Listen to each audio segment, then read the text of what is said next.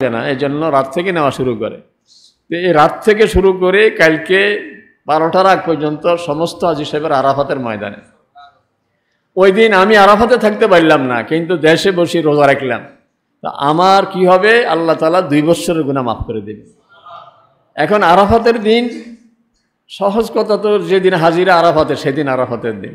কেউ কেউ এটাকে এইভাবে ব্যাখ্যা করছেন যে শরীয়তের কিছু পরিভাষা, আরাফাতের দিন মানে 9 তারিখ, আর বাংলাদেশে 9 তারিখ হলো আগামী রোববার।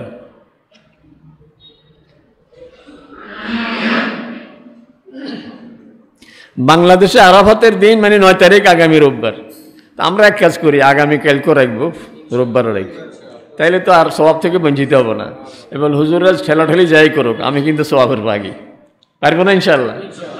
সরকারি অফিস আদালত বন্ধ আছে, ঝামেলা হবে না। এই জন্য আগামীকাল রোববার। কিন্তু আমার দিলের কথা যেটা, সেটা হলো হাজী সাহেবরা যখন আরাফাতে তখন আমি রোজা রাখবো। হাজী সাহেবরা আরাফাতে কবে? রোববারে না আগামীকাল? আগামীকাল। এই জন্য আমার দিলের কথা হলো আগামীকাল। কিন্তু আমি নিজে রোববারে এমনি রোজা রাখবো, কারণ 9টা রোজা তো শনিবার থেকে শুরু করছি, আগামী রোববার পর্যন্ত সুযোগ আছে। এই জন্য এই রোজা এই কদিন যদিও রাখতে পারিনি, কিন্তু আগামীকাল আর পরশুর রোজা যেন আমাদের না ছুটে। কারণ বাকি জীবন যদি এইভাবে করতে পারি, যে কদিন আল্লাহ বাঁচিয়ে রাখে, তো 10 বছর বাঁচিয়ে থাকলে 20 বছরের গুনাহ মাফ। অতীতের 1 বছর, আগাম 1 বছর, 20 বছরের গুনাহ মাফ হয়ে যাবে। এই দিনগুলোতে বেশি বেশি তাসবিহ পড়া, তাকবীর পড়া, বিশেষ করে 9 তারিখের ফজর থেকে আগামী রোববারের ফজর থেকে 13 তারিখের আসর পর্যন্ত তাকবীর বলা ওয়াজিব। পুরুষরা একটু সরবে, একটু আওয়াজে বলবো, মহিলারাও ঘরের মধ্যে তাকবীর বলবেন, নামাজ পড়ে তাকবীর বলবেন, আল্লাহু আকবার, আল্লাহু আকবার, লা ইলাহা ইল্লাল্লাহু, আল্লাহু আকবার। প্রথমবার হলো আল্লাহু আকবার, এরপরে আল্লাহু আকবার ওয়ালিল্লাহিল হামদ। তাহলে আল্লাহু আকবার, আল্লাহু আকবার, লা ইলাহা ইল্লাল্লাহু, আল্লাহু আকবার, আল্লাহু আকবার ওয়ালিল্লাহিল হামদ। এই তাকবীর একবার বলাই সুন্নাত বা ওয়াজিব। আমরা তো আগ থেকে ছোটোবেলা থেকে দেখি আসছি মসজিদের মধ্যে 3 বার বলে। সবাই সুরে সুরে বলা জরুরি নয়, আপনি আপনার গতিতে বলবেন, একটু আওয়াজ দিয়ে বলবেন, সবাই মিলে বললেও সমস্যা নাই, কিন্তু একবার বললে হয়ে যাবে। আল্লাহু আকবার, আল্লাহু আকবার, লা ইলাহা ইল্লাল্লাহু, আল্লাহু আকবার, আল্লাহু আকবার ওয়ালিল্লাহিল হামদ।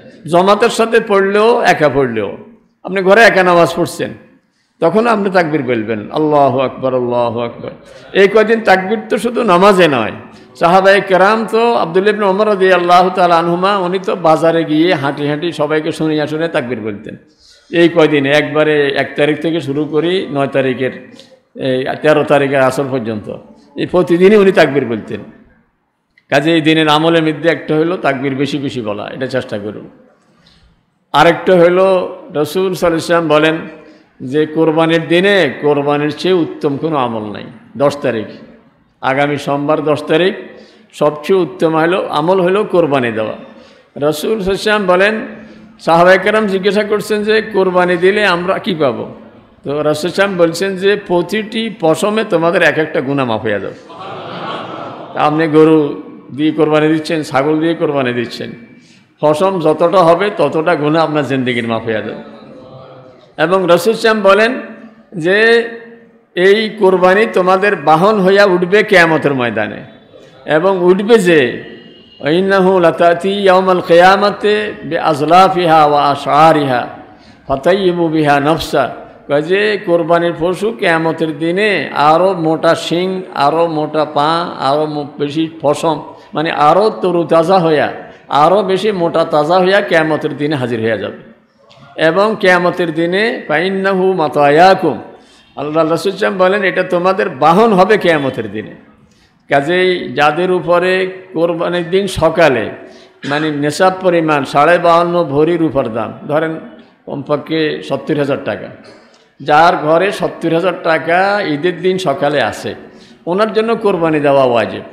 আর যার কাছে এত টাকা নাই কিন্তু উনি কোরবানি দিতে চান, তো উনি দিলে সওয়াব পাবেন, কিন্তু না দিলে গুনাহ হবে না। কিন্তু যার কাছে জাকাত পরিমাণ টাকা ঘরে আছে, ওনার জন্য কোরবানি দেওয়াটা হলো ওয়াজিব। এখন কিছু কিছু ভুল করি কোরবানির ক্ষেত্রে আমরা, যে আমার উপরও ওয়াজিব নয়, আমার ভাইয়ের উপরও ওয়াজিব নয়, তা আমরা দুজনে কোরবানি দিতে চাই কিন্তু টাকা তো নাই, তাহলে এক ভাগে লাগে 20,000 টাকা, তো আমি 10,000, উনি 10,000, তো 10 20,000 দিয়ে এখন বুদ্ধি করছি কি কার নামে দিব, আব্বার নামে দিয়ে দিই। আব্বার নামে দিয়ে গোশতটা 2 ভাগ করে নিছি। আল্লাহ তাআলা কি আমাদের এই খবর জানে না? জানে না?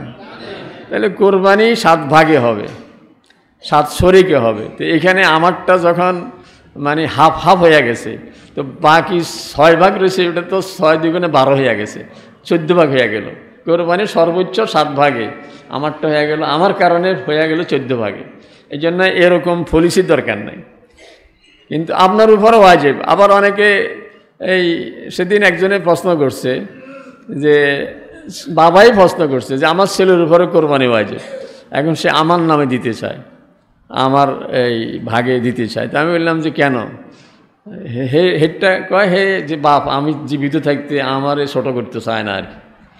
তা আমি বললাম না, হেডটা আদায় হবে না, আপনারটা দিতে পারে, বাবার নামে দিয়ে দিল, বাবারে একটা নাম বসাই দিল, সওয়াব পাবে, কিন্তু নিজেরটা না দিয়া বাপেরটা দিলে নিজের কোরবানির ওয়াজিব আদায় হবে না, এটা খুব খেয়াল রাখবেন। আর কোরবানি রাসূল সাল্লাল্লাহু বলেন ফাতাইয়িবু ওয়াইন্নাহু লায়াকাউ আদ-দামু মিনাল্লাহি বিমাকানিন ক্বাবলা আন তাকাওয়া বিল আরদ, বলে কোরবানি গরু জবে করার মুহূর্তে রক্ত মাটিতে পড়ার আগেই আল্লাহর কাছে পৌঁছে যায়। মানে আল্লাহ তাআলা যাচাই করেন যে এটা কি আমাকে রাজি করার জন্য না আমার রাজি করার জন্য নয়। তো আল্লাহ রাসূল সাল্লাল্লাহু বলেন ফাতাইয়িবু বিহা আনফুসাকুম, তুমি যে কোরবানি দিবে নিজের মনটাকে খাঁটি করো, যে আমি কোরবানি দিচ্ছি একমাত্র আল্লাহ তাআলাকে রাজি করার জন্য। কোরবানির মূল টার্গেটটা কি? এই যে হাজী সাহেবরা কোরবানি দিচ্ছে মিনাতে, আর আমরা দেশে কোরবানি দিচ্ছি, ওনারা হজ করে কোরবানি দিচ্ছি, আর আমরা হজ ছাড়াই কোরবানি দিচ্ছি। আমি প্রতি বছরে এই কথাগুলি বলে থাকি, স্মরণ করে দেওয়ার জন্য আবারও বলি।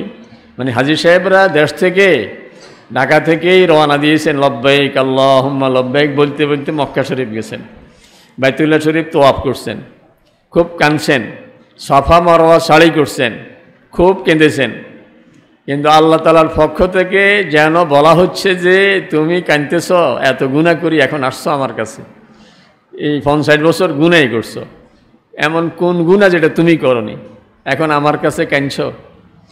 তো হাজী সাহেব দোয়া কবুল হয়েছে কি হয় নাই, এই জন্য মিনার থেকে আরাফা চলে যায়। আজকে মিনাতে আছে, আগামীকাল আরাফাতে। কারণ আরাফাতে এমন এক জায়গা যেখানে আব্বা আম্মা দুইজনে জাবালে রহমতের এখানে রব্বানা যালামনা আনফুসানা ওয়া ইল্লাম তাগফির লানা ওয়া তারহামনা লানাকুনান্না মিনাল খাসিরিন, এই দোয়া করেছিলেন আরাফাতে।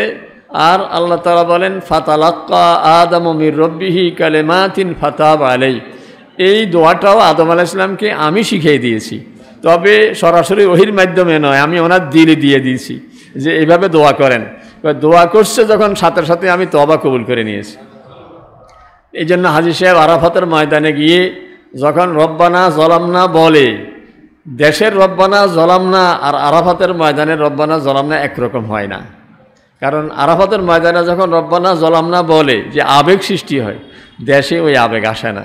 আরাফাতের ময়দানে রব্বানা যালামনার সাথে যদিও টেলিভিশনের পর্দা নেই, কিন্তু মনের পর্দার মধ্যে 2টা ছবি ভেসে ওঠে, যে দুইজন মানুষ বহুদিন পরে এই ময়দানে দুইজন দুই দিক থেকে কাঁদতে কাঁদতে আসতেছেন, এখানে এসে দুইজন একত্র হয়ে গেছেন আর কাঁদতে শুরু করছেন রব্বানা যালামনা। এই জন্য একটা আবেগ সৃষ্টি হয়ে যায়। আবেগ নিয়ে কাঁদলে চোখের পানি নিজের মনের অজান্তে কি পরিমাণ পানি যে সেদিন যেতে থাকে, নিজের দিনই বলে যে আজকে দোয়া কবুল হয়ে গেছে। কিন্তু তারপরেও হাজী সাহেবের মনে যেন বলে যে আল্লাহকে দেখাবো আমি, যে যেই কারণে এতদিন দেশে আল্লাহকে মানতে পারিনি, ওই কারণ ভবিষ্যতে আর আমার মধ্যে থাকবে না। সে 2 কারণ আমার মাঝে ছিল। এক কারণ হইল আমি শয়তানকে মেনে চলছি, আল্লাহ বলছে একরকম, শয়তানে বলছে। ফজরের আজান দিচ্ছে, কে যেন আমাকে বলছে এরে মসজিদে যা, নামাজ পড়, তোর জন্য ভালো হবে। কিন্তু কে যেন বলতেছে যে হুজুরের কাম নাই, বেশি আগে আজান দেয়, আর একটু ঘুমা, আর ঘুমাইলে একটু ঘুমে আমার 9টা বাজে যায়, বুঝলেন নাই? এই যে শয়তানে আমাকে বহু ধোঁকা দিয়েছে। এই জন্য আল্লাহকে আজকে দেখাই দিব যে আল্লাহ শয়তানকে আর মানব না। আমি আজানের আওয়াজ শোনার সাথে সাথে লাফ দিয়ে উঠে যাব, কোনো কথা নাই। যেটা হালাল সেটা খাবো, যেটা হারাম আমি ছুঁইব না, ধরব না। এই জন্য হাজী সাহেব মিনা থেকে মুজদালেফা রাত্রে এসে থাকেন, আর রাত্রে মুজদালেফা থেকে পাথর সংগ্রহ শুরু করেন যে কালকে সকালে গিয়ে শয়তানকে কঙ্কর মারব। এইখানে ওই যে আমাদের লক্ষ্মীপুরে মাঝে মধ্যে মিছিল হয়, অমুকের কুশুফুত্তুলিকা দাহ, খেট্টের দিয়া খড় দিয়া ন্যাকলা দিয়া কাপড় দিয়ে একটা মূর্তি বানায়া এরপরে এক জায়গায় নিয়ে তারা ফোড়া দেয়। তো যেই বেটারে ফোড়া দিছে ওই বেটাকে এখানে আসেনি। শয়তান কোনো মিনাতে বাঁধা নেই, তাকে কোনো বেঁধে রাখা হয়নি, কিন্তু হাজী সাহেব একটা প্রতীকী কাজ দেখাচ্ছি যে এই শয়তানকে আর মানব না। আমি মারবার সময় বলে, কঙ্কর মারার সময় বলে বিসমিল্লাহ আল্লাহু আকবার রগমান লিশ শয়তান ও রেদান লির রহমান, বিসমিল্লাহ আল্লাহু আকবার রগমান লিশ শয়তান ও রেদান লির রহমান। বিসমিল্লাহ আল্লাহু আকবার বলে আল্লাহ সারা জীবন আপনাকে রাজি করে চলব, শয়তানকে নারাজ করে চলব, শয়তানকে খুশি করব না, আর আপনাকে জীবনে আর নারাজ করব না। তাহলে আল্লাহ তাআলা বলেন হইল, তুমি আর শয়তানকে মানবে না, আমি বুঝলাম। এইবার আরেকটা বলে, আরেকটা তো আমি নিজের মন মতো চলছি, যেমন মনে চেয়েছে ওরকমই চলেছি। যখন ঘুম থেকে জাগতে মন চেয়েছে তখন জেগেছি, যখন খেতে মনে চেয়েছে খেয়েছি, যা খেতে মনে চেয়েছে খেয়েছি, যা বলতে মনে চেয়েছে বলেছি, যা করতে মনে চেয়েছি করেছি, সব মন মতো চলেছি। এইবার আল্লাহ তাআলা বলেন তাইলে এবার দেখাও আমাকে মন মতো চলবে না। তো মিনাতে কোরবানির জায়গাতে যায়, আর মিনার কোরবানির জায়গায় যারা গিয়েছেন ওনারা দেখেছেন কি কষ্টকর। আমি তো অনেকবারই গিয়েছি, মানে পানি খাওয়ার চেয়ে পানি পায়ে ঢালতে হয় বেশি, পানির বোতল সাথে থাকে, পিপাসা লাগে পানি পান করি, কিন্তু হাঁটতে হাঁটতে পা এত গরম হয়ে যায় মনে হয় যেন পায়ে জুতা টুতা সব আগুন হয়ে রয়েছে। তো কতক্ষণ পরে পায়ের মধ্যে পানি ঢালা লাগে। একটু দূরে, তো ওখানে গিয়ে কোরবানির গরু কিনা ছাগল কিনা কি কষ্টকর, কারণ ওই জায়গা পার হয়ে যাওয়া, দাম দস্তুর করা, ভাষা বোঝে না কেউ, এইসব ঝামেলা পার হয়ে এরপরে কোরবানির পশু নিলাম, এবার জবাই করবে কে? আমি তো দেশে এত বড় গরু দেখিনি, কোরবানি করব শোয়াবো কীভাবে? আমার সাথে নিচি আর একজন, 7 জন পাবো কই, ধরার লোক পাবো কই? ওখানে লোকও পাওয়া যায়, খুঁজি বের করতে হয়। আফ্রিকান এক লোক একাই সবাই ফেলে, একাই জবাই করে দেয়। মাশাআল্লাহ, আল্লাহ তাদেরকে সিংহের দেশের মানুষ বানিয়েছে এরকম সিংহের মতো করে।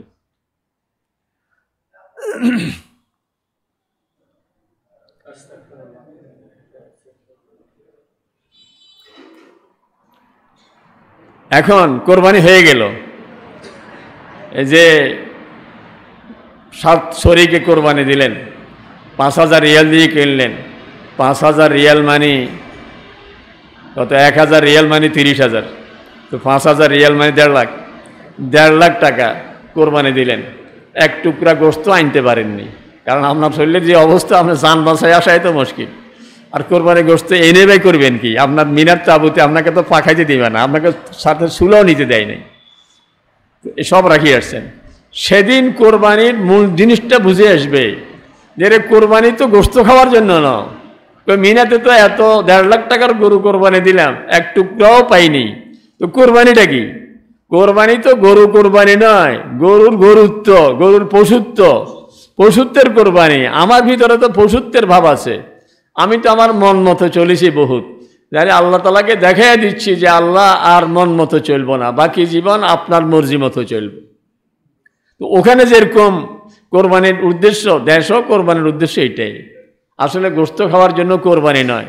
এই গরুর অপরাধটা কি, ছাগলের অপরাধটা কি যে তাকে আমি জবাই করে দিচ্ছি? গরু ছাগল জবাই করতেছি আর ভিতরে ভিতরে আমি আমার পশুত্বকে কোরবানি করতেছি। আল্লাহ, আমার তো গরুর স্বভাব, গরু ঘুম থেকে উঠে সকালবেলায় ঘাস দেখলে নয় উঠে না, অথবা তার পায়খানা পেশাবের দরকার হলে গরু দাঁড়ায় তো পায়খানা পেশাব করে, নয়তো উঠে না।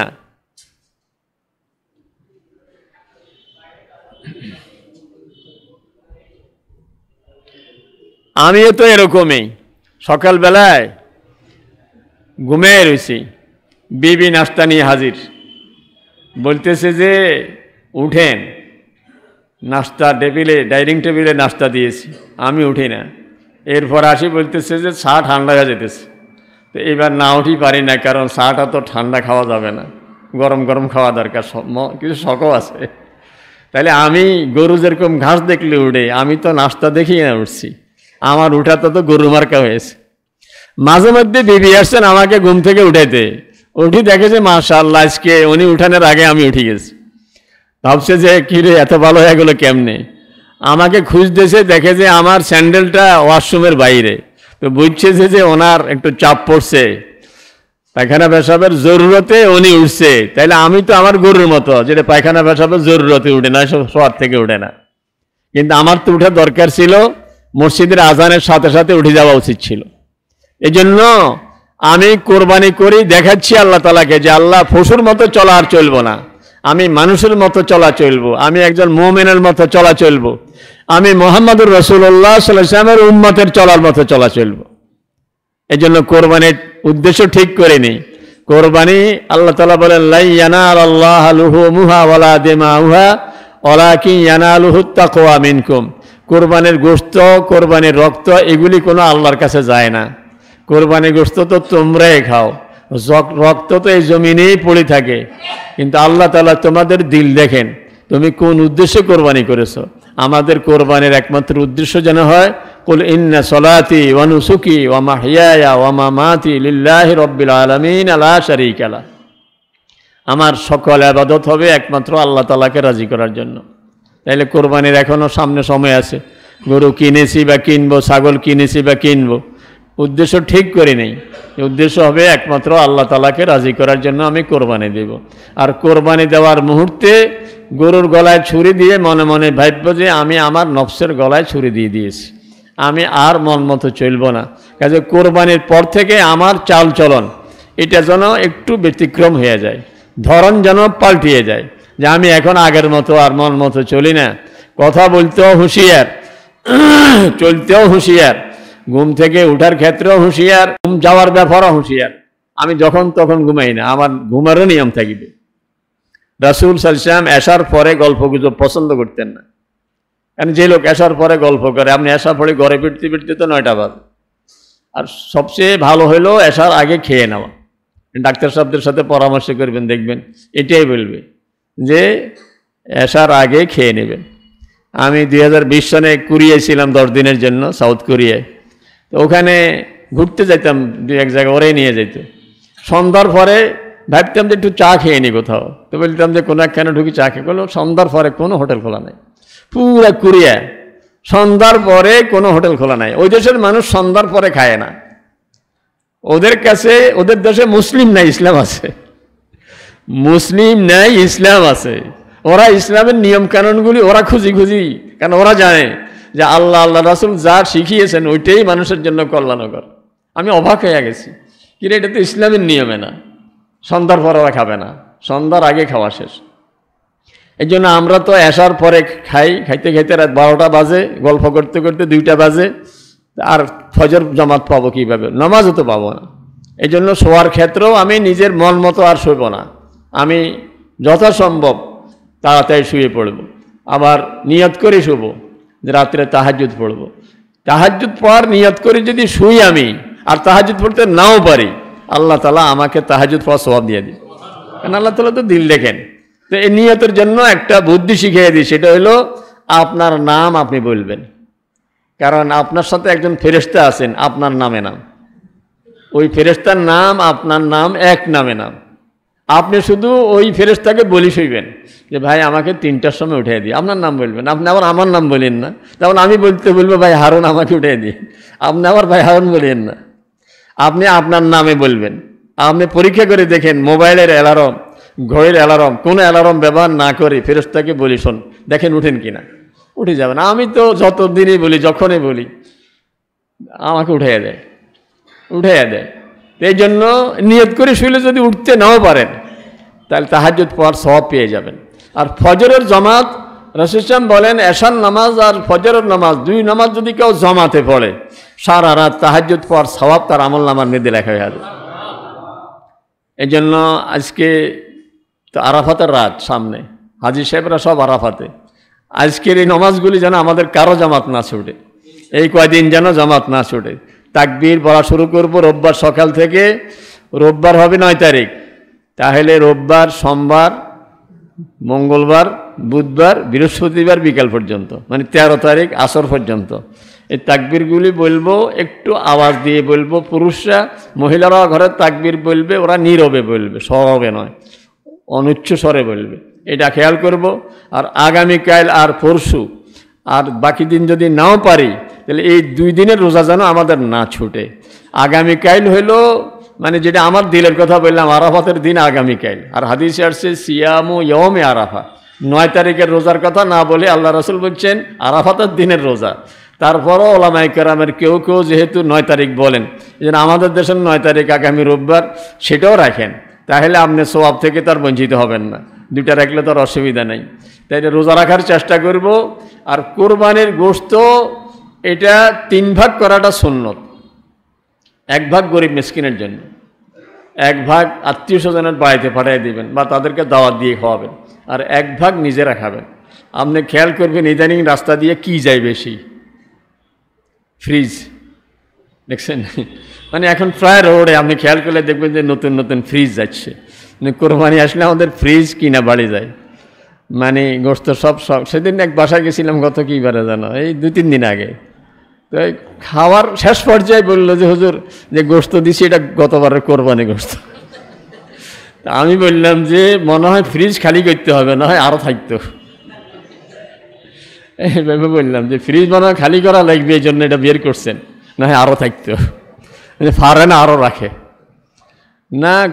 আপনি ডাক্তার সাহেবদেরকে জিজ্ঞেস করেন আর কি, গোশতের একটা শক্তি আছে না, গোশতের এই প্রাণ কতদিন থাকে। আপনার এই যে রক্ত দেয়, আপনার রক্ত বের করলে কদিনে রক্তটা জমা থাকবে? এইটা সারা জীবন। এটা ওই যে তাবলিগওয়ালাদের 3 ছিল 4 মাস। 4 মাস পরে রক্তের শক্তিটা মরে যাবে, গোশতের শক্তিটাও মরে যাবে। এই গোশত খাবেন আর কি, আপনি লাভ হবে না। তাহলে এতদিন কেন রাখবো আমি? আর আমরা তো সারা বছরেই খাই, কিন্তু গরিব বেচারারা এই গোশত খেতে পায় না।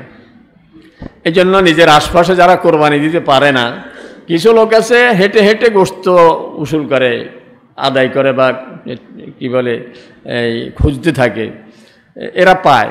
কিন্তু কিছু লোক আছে আপনার বাসার পাশে, এই লোক কোরবানি দেওয়ার মতো সামর্থ্য নেই, কিন্তু সে তো কারোর বলতেও পারে না। কোরবানির দিনে তার পাশে কোরবানি হচ্ছে, সবার বাসা থেকে গোশতের ঘ্রাণ আসতেছে, কিন্তু তার বাচ্চারা সেদিন না খেয়ে আছে, ওরা কারো কাছে খুঁজতেও পারে না। এই জন্য খুঁজে খুঁজে নিজের আশপাশের বাসায় যারা আছে ওদের কাছে একটু গোশত পাঠিয়ে দিন। ওদেরকে একবারে ভিক্ষুকের মতো এত কম দিবেন না, মানে যাতে একবেলা ওরা সুন্দর করে খেতে পারে, এই পরিমাণে একটু গোশত পাঠিয়ে দিন ওদের কাছে। তাহলে 3 ভাগ করে আমরা 1 ভাগ গরিব দুঃখীদেরকে দেব, 1 ভাগ আত্মীয় স্বজন, বিশেষ করে আত্মীয় স্বজনের মধ্যে যদি এমন হয় যে আমার আত্মীয় আবার কোরবানি দিতে পারে না, তাহলে তাদের অগ্রাধিকার থাকবে ওদের বাড়িতে। আর 3 ভাগের 1 ভাগ নিজেদের জন্য রেখে দিবেন। আর যদি নিজেটা পুরাটাই বিলি করে দেন, তাহলে তো আরও উত্তম হইল। আর কোরবানির চামড়া এটাও গরিব দুঃখীদেরকে দিয়ে দিন। নিজেদের আত্মীয় স্বজন আশপাশের যদি কোনো গরিব থাকে ওদেরকে দিয়ে দিন। এখন এই কয় বছর চামড়ার দাম খুব বেশি এই কম থাকার কারণে মাছওয়ালারাও এখন খোঁজে না। আগে তো বিভিন্ন এতিমখানা টানা চামড়ার জন্য আসতো, এখন আসে না, অনেকে আর উঠেও না, কারণ উঠে বিপদে পড়ে।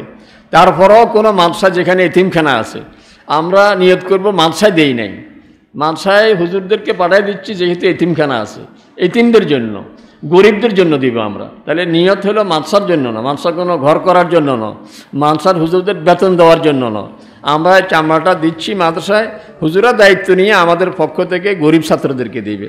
এই জন্য যেখানে এতিম ছাত্র আছে, গরিব ছাত্র আছে, ওই সমস্ত মাদ্রাসার যদি কেউ আসে ওদের দায়িত্ব দিয়ে দিব, আর না হয় নিজেরা গরিবদেরকে দিয়ে দিব। এই বিষয়টা খুব খেয়াল রাখব।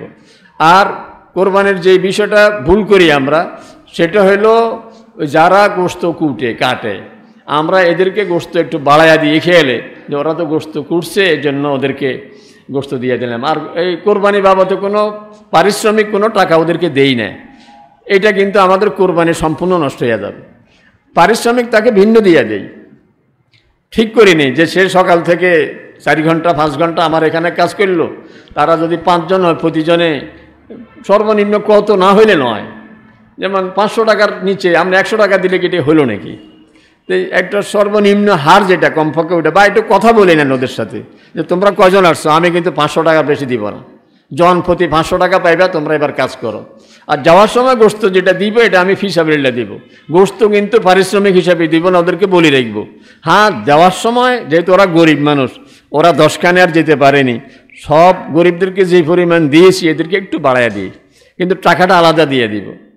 আমরা ছোটোবেলায় দেখেছি যে এদেরকে টাকাই দেওয়া হইতো না, বরং এদের জন্য চার পানের ব্যবস্থা করা হইতো। কতক্ষণ পর পরে পান খাওয়াইতো আর মাঝে মধ্যে চা খাওয়াইতো। আমি ওই সময় জিজ্ঞেস করলে মুরব্বীরা বলতেন এদেরকে চা খাওয়াইতো, পান খাওয়াইতো, কিন্তু পান আর চা খাওয়াইয়া কোনো কাজ কি করা যায়নি, করানো যায়নি। এই জন্য এটা দিয়া পারিশ্রমিক আদায় হবে না। তাহলে অল্প মানে কৃপণতার কারণে 1.5 লাখ টাকা দিয়ে গরুই কিনতে পারলাম, আর এই 5-7 হাজার বা 3-4 হাজার টাকা বাড়তি খরচের অভাবে আমি কোরবানিটা নষ্ট করে ফেললাম, এমন যেন না হয়। পারিশ্রমিক আলাদা দিব, গোশতটাকে আলাদা দিব। কোরবানির দিন সকাল থেকে কিছু না খেয়ে কোরবানির গোশত দিয়ে প্রথম খাবার খাওয়াটাও সুন্নত। কারণ কোরবানিতে হলো আল্লাহ তাআলার পক্ষ থেকে জিয়াফত। তা আপনার শ্বশুর বাড়িতে যাচ্ছেন, যাওয়ার সময় লক্ষ্মীপুরের এক ভালো হোটেলে খেয়ে গেছেন, যাইয়া শ্বশুর বাড়িতে গিয়ে বললেন আম্মা আমি তো খেয়ে আসছি। শাশুড়ি বলবো যে আমাদের ইজ্জত শেষ করলি তুই, বাজারে খেয়ে আসছো কেন, ইজ্জত আসেনি আমাদের? আর কি বলবে যে জামাই আসছে দোকানে খেয়ে আসছে। আল্লাহ বলে যে আজকে আমার জিয়াফত, আজকে আমি খাওয়াচ্ছি, তুই সকালবেলা আবার অন্যখানে খেয়ে নিস, খাবি তো আমার খানা খাবি। এই জন্য কোরবানির দিনে কোরবানির গোশত সব কিছুর আগে কোরবানি গোশত দিয়ে খাওয়াটা হলো সুন্নত। এই জন্য কোরবানিটা মাশাআল্লাহ এখন খুব আগের ভাগে হচ্ছে। ছোটোবেলায় তো দেখছেন তো দুপুরের পরে কোরবানি গোশত রেডি হয়ে যায়, এখন তো 7টা-8টার ভিতরে রেডি হয়ে যায়। এই জন্য কোরবানির দিনে কোরবানির গোশত দিয়ে প্রথম খাবার খাওয়াটা সুন্নত, এটা খেয়াল করব। ঈদের দিনে রাসূল সাল্লাল্লাহু আলাইহি ওয়াসাল্লাম যে রাস্তা দিয়ে যেতেন ওই রাস্তা দিয়ে ফিরতেন না, আরেক রাস্তা দিয়ে আসতেন। এক রাস্তা দিয়ে যেতেন, আরেক রাস্তা দিয়ে আসতেন। কারণ আমার প্রত্যেকটা আমলের সাক্ষী হয়ে থাকে প্রতিটি মাখলুক, প্রত্যেকটা মাখলুক আমার প্রত্যেকটা আমলের সাক্ষী। আমি যে মসজিদে আসা যাওয়া করি, যে রাস্তা দিয়ে আসা যাওয়া করি, এই রাস্তা কিন্তু সাক্ষী। তা আমি যে ঈদগাহে যাচ্ছি তাকবীর বলতে বলতে যাচ্ছি আল্লাহু আকবার আল্লাহু আকবার, রাস্তা সাক্ষী হয়ে আছে। তো যাওয়ার সময় এক রাস্তাকে সাক্ষী করেছি, আসার সময় আরেক রাস্তাকে সাক্ষী করে আসি। আরেকটা হলো এই রাস্তায় কিছু আত্মীয়স্বজন আছে, যাওয়ার সময় ওদের খোঁজখবর নিয়ে যাই, আসার সময় আরেক রাস্তায় আরও কিছু আত্মীয়স্বজন তো আছে, ওদেরও খোঁজখবর নিয়ে আসি। এই জন্য যদি সম্ভব হয়, যদি কারো এমন হয় মসজিদ থেকে আপনার ঘরের রাস্তা একটাই, আপনার ঘুরবেন কেমনি? যাদের রাস্তা ডবল আছে, আরেক বিকল্প রাস্তা আছে, এক রাস্তা দিয়ে যাব আর এক রাস্তা দিয়ে আসবো, এই বিষয়টাগুলি আমরা খেয়াল রাখবো। আল্লাহ তাআলা আমাদের সকলকে আমল করার তৌফিক দান করুন। যারা সুন্নত পড়েননি সুন্নত পড়েনি। সাইয়্যিদিনা ওয়া নাবিয়্যিনা মুহাম্মাদি ওয়া আলা আলিহি ওয়া আসহাবিহি আজমাইন। আম্মা বা'দু ফাআউযু বিল্লাহি মিনাশ শাইতানির রাজীম। বিসমিল্লাহির রহমানির রহিম। لن ينال الله لحومها ولا دماؤها ولكن يناله التقوى منكم. وقال سيدنا رسول الله صلى الله عليه وسلم ما عمل ابن آدم من عمل يوم النحر أحب إلى الله من إهراق الدم وإنه ليأتي يوم القيامة بأظلافها وأشعارها وإن الدم ليقع من الله بمكان قبل أن تقع بالأرض فطيبوا بها أنفسكم. وقال عليه الصلاة والسلام الحج عرفة. وقال عليه الصلاة والسلام خير الدعاء دعاء يوم عرفة وخير ما قلته أنا والنبيون من قبلي لا إله إلا الله وحده لا شريك له له الملك وله الحمد وهو على كل شيء قدير أو كما قال عليه الصلاة والسلام. اللهم صل على محمد وعلى آل محمد كما صليت على إبراهيم وعلى آل إبراهيم إنك حميد مجيد. اللهم بارك على محمد وعلى آل محمد كما باركت على إبراهيم وعلى آل إبراهيم إنك حميد مجيد. الحمد لله. বড় মোবারক মাস, মোবারক সময় আমরা আল্লাহর ঘরে হাজির হয়েছি।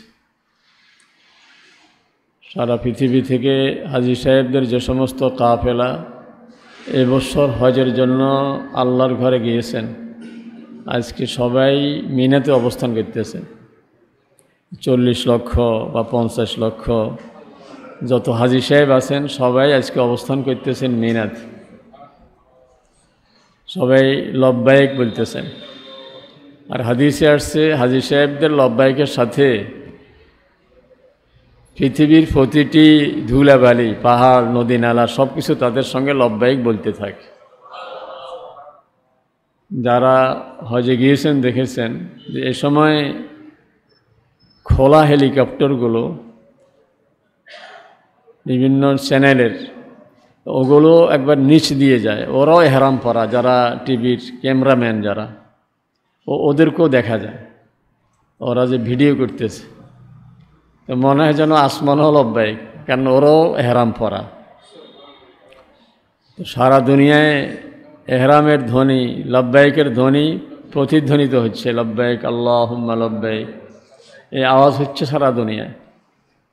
আর হজের মূল টার্গেটটাই, মূল বিষয়টাই হইল মানে আল্লাহ তাআলা তাওহীদের ঘোষণা।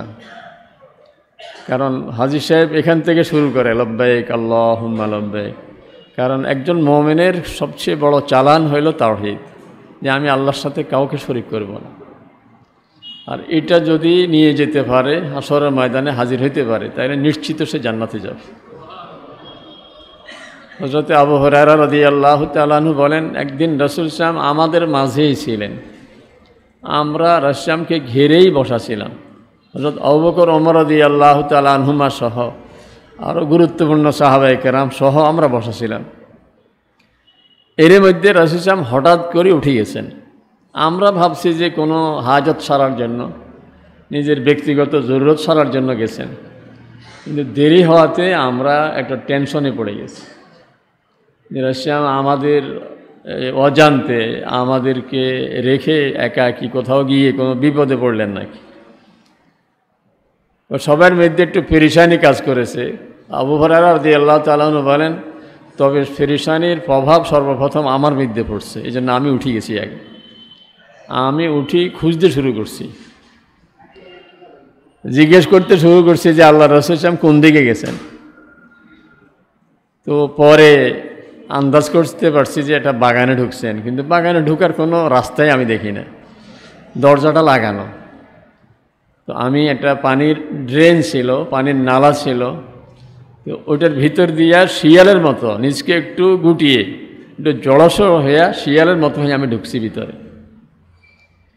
গিয়ে দেখি রাসূল সাল্লাল্লাহু আলাইহি ওয়াসাল্লাম এর ভিতরে উম্মতের জন্য দোয়া করতেছেন। আমাকে দেখি বললেন যে আবু হুরায়রা তুমি এখানে কীভাবে?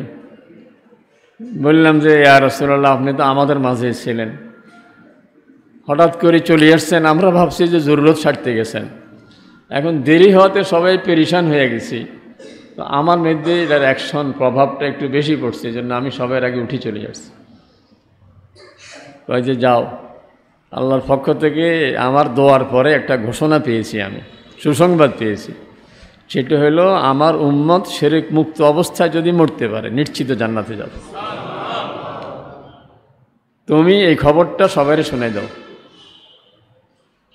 তো তুমি যে যাবে, এটা যে আমি বলছি, এটার সার্টিফিকেট কি?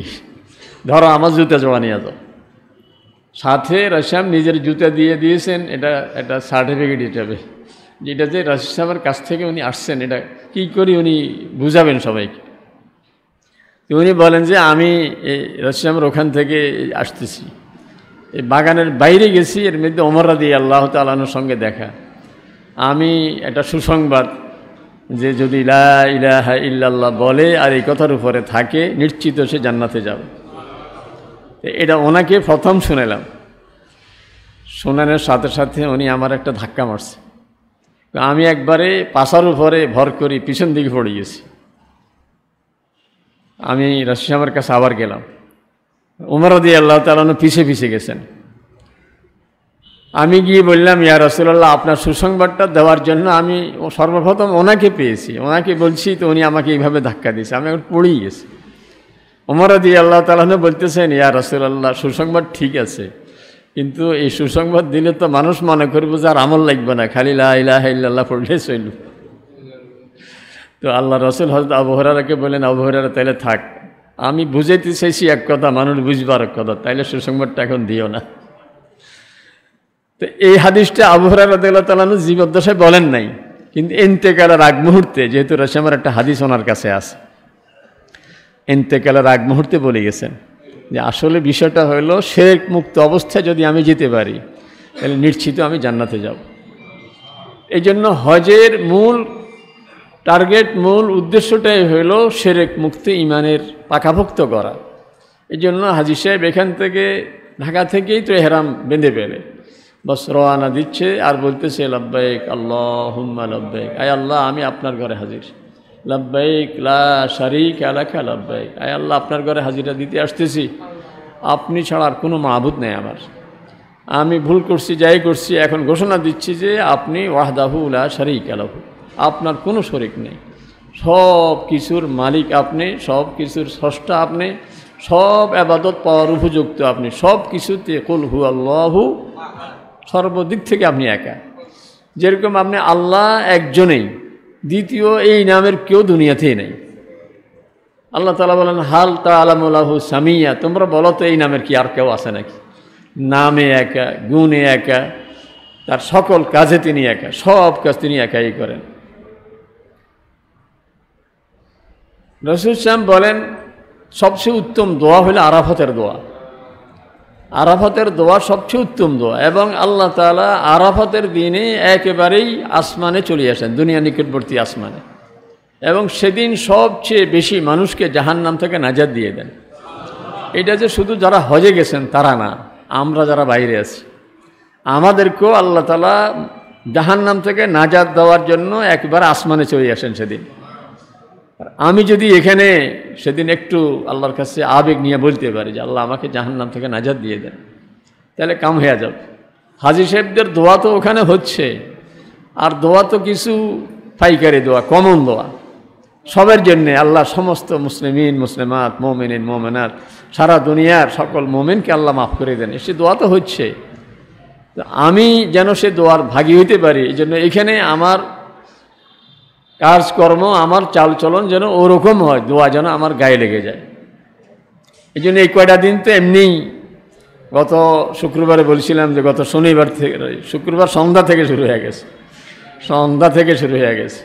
এই জন্য আমরা হজে যেতে পারিনি, কিন্তু ভাবটা এরকম যে আমি যেন হজে আছি। দেখেন আজকে আমার মোস্টসে কেমন হয়ে রয়েছি, যেখানে যে সবাই তাকায় আমার দিকে, হুজুর এরকম হয়ে রয়েছে কেন, কাটার কোনো সুযোগ নেই, আমি যেন এহরাম পরায় আছি। আমি হজে যেতে পারিনি, কিন্তু হাজিদের বেশ ধরেছি, কারণ রাসূল সাল্লাল্লাহু আলাইহি ওয়াসাল্লাম বলছেন যে কোরবানি দিবে সে হাজী সাহেবের মতো 10 তারিখে কোরবানির আগ পর্যন্ত চুল নখ এগুলি কিছু কাটবে না, 10 তারিখে কোরবানি করার পরে কাটবে। তাহলে হাজী সাহেবকে যা দিবে আল্লাহ তাআলা তাকেও তা দিয়ে দিবে। রোজা অনেকে রেখেছেন, গত শনিবার থেকে শুরু হয়েছে। আমার আজকে একখানে প্রোগ্রাম ওয়াজের, আজকে সন্ধ্যায়। তো আমি গত শুক্রবার চলে গেছি, ওরা দেখি অবাক, মনে করছে আমি ভুলে গেছি, জানি আগে চলে গেছি না, মনে করছি এই শুক্রবারের জায়গাতে ওই শুক্রবার কেমনে হইল। একজনে আমার দেখা, হুজুর দেখেন আমরা তো পোস্টার এইভাবে ছাপাইছি। আমি বললাম যে না, আমি উদ্দেশ্যমূলক আসছি। তো যারা আসছে বললাম যে আগামী শুক্রবার আসি ওয়াজ করলে বলবেন যে হুজুর গত শুক্রবার বলেন নাই কেন, আমরা তো এই কদিন রোজা রাখতে পারিনি। এই জন্য যে আমলগুলো এগুলি তো গত শুক্রবার সন্ধ্যা থেকে শুরু হয়ে গেছে। এক এক দিনের রোজা 1 বছরের রোজার সমান সওয়াব, আর এক এক রাত সবে কদরের সমান সওয়াব। তো কালকেই ওখান থেকে একজন আসছে, আসি বলল হুজুর যাদেরকে বলি আসছেন এরা সবে রোজা রাখা শুরু করে দিছে।